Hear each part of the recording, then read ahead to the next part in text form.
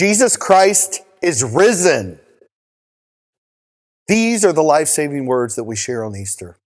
When death comes knocking, resurrection comes to answer the door.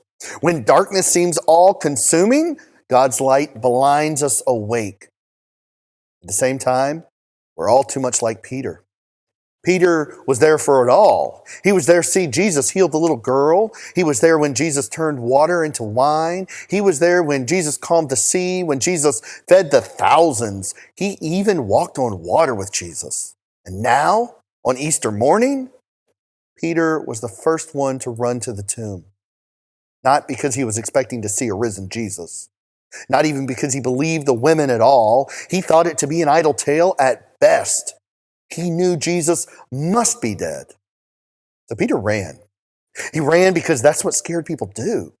He ran to find the truth for himself. He ran with voices and worries and confusion, with all of life bouncing around in his head.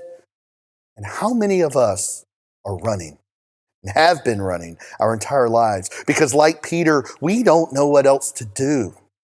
We wake up, we see yet another war in Europe. We see society in further pain. We watch as our nation becomes more and more divided.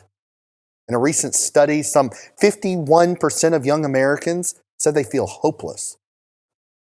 We run to the world and its many saviors. We look for our next politician. We put our hope in our promotion, in our finances, our portfolios, anything that'll bring us happiness. Until we finally hit exhaustion. Our nation is desperate. Our world is still in peril. Our state is in shock. Our town faces division. Our neighbors, they don't seem to understand. Our families seem more and more separated. To hear any kind of word of hope would seem like an idle tale at best. Because the hope of Easter is just too much to bear.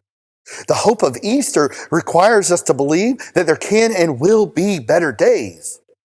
The hope of Easter makes us become different kind of people. Easter is saying there is light, there is life, there is hope. Easter is contrary to everything that the world tells us to be true. Easter requires life to be different, requires there to be a change, provides everything needed for hope to exist. Reverend Rachel Held Evans says, we Christians don't get to spend our lives through the rent cycle. We come as we are. No hiding, no acting, no fear.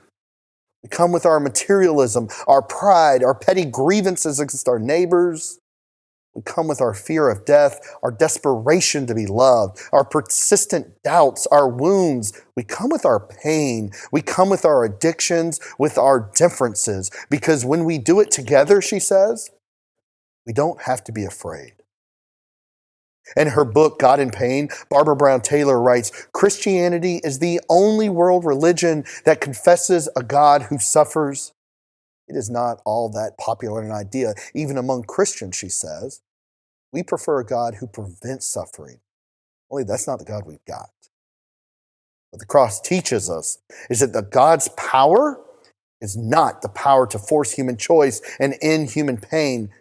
It is instead the power to pick up the shattered pieces and make something holy out of them, not from a distance, but right up close. Resurrection is the only thing that separates us from the rest of the world. Only resurrection can keep death at bay, shatters the strong, promotes the weak, sits with the suffering, gives life to the lifeless. Only resurrection can bring hope to the world.